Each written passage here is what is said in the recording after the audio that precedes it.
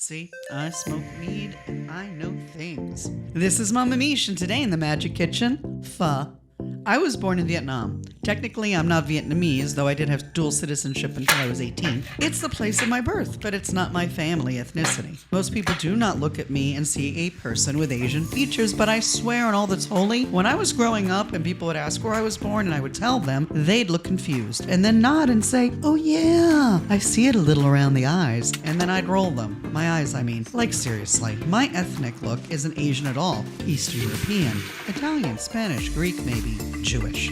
I can play any of those roles if any casting directors happen to be looking, but since the days of Rita Moreno playing an Asian in movies, and yes, she did, Tough Tim and The King and I, casting me as Asian is about as obvious. Vietnamese food has gained in popularity since I was a kid in New York City. There were not that many Vietnamese restaurants, not like now, and their most well-known dish is probably pho, followed by banh mi. I was fortunate enough to make a friend several years back who taught me her pho recipe, and it's a good one. I adapted it to the Instapot, and now it's ready in less than 3 hours. Now my whole family prefers my pho to restaurants, and when we go out for Vietnamese food, we order dishes that I don't make at home. Home cooking is always better because of the love ingredient. I am telling you, that's what makes anything taste better. Listen, I smoke weed and know things.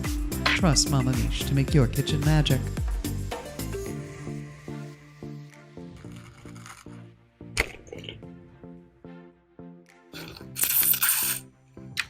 I hope it tastes as good as it sounds. This is phenomenal. Let's eat.